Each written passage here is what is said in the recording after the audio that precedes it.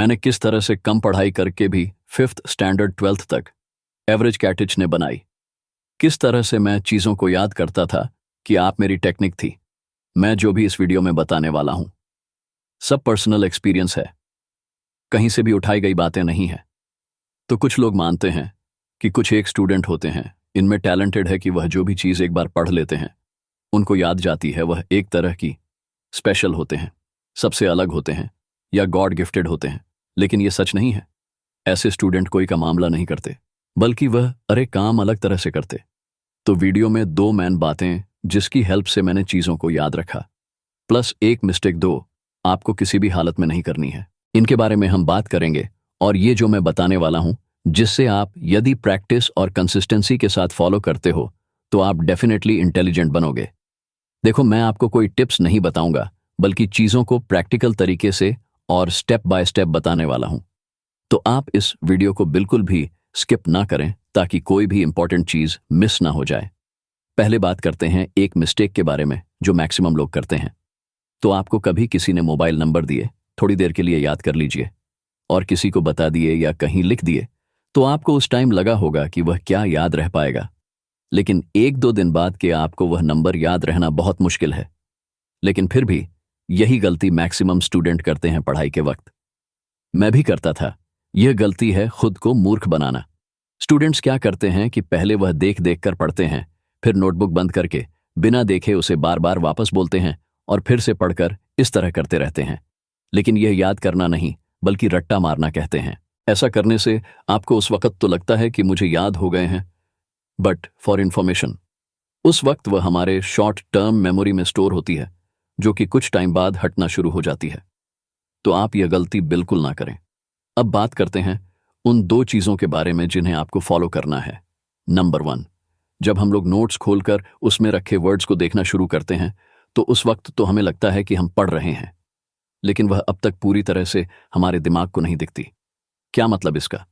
यानी उस वक्त उन शब्दों को सिर्फ आप आंखों से देख रहे होते हो, आपका दिमाग नहीं देखता।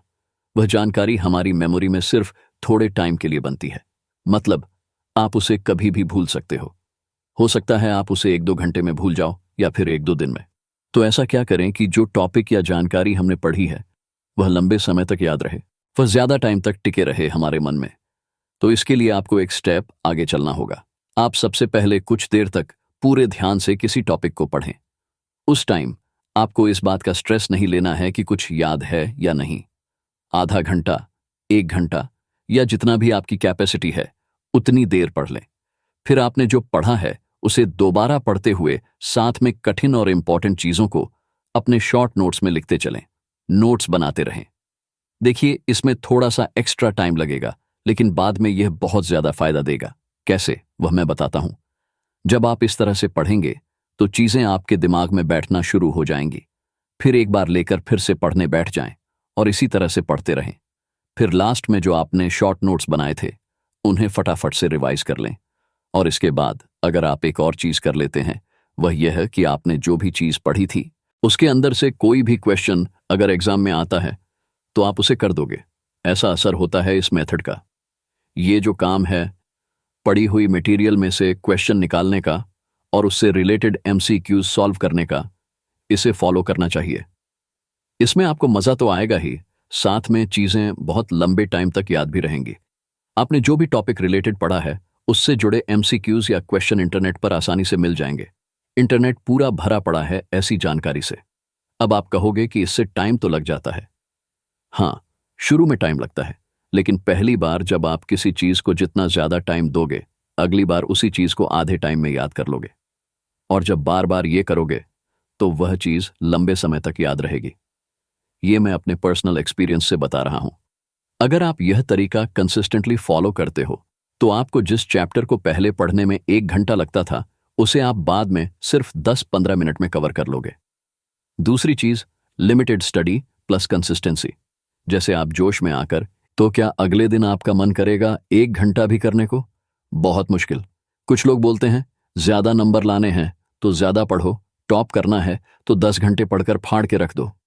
लेकिन यह बात सिर्फ सुनने में अच्छी लगती है। आपको दैट स्मार्ट स्टडी ऑन करनी है। और स्मार्ट स्टडी का मतलब होता है डेली थोड़ा थोड़ा पढ़ना।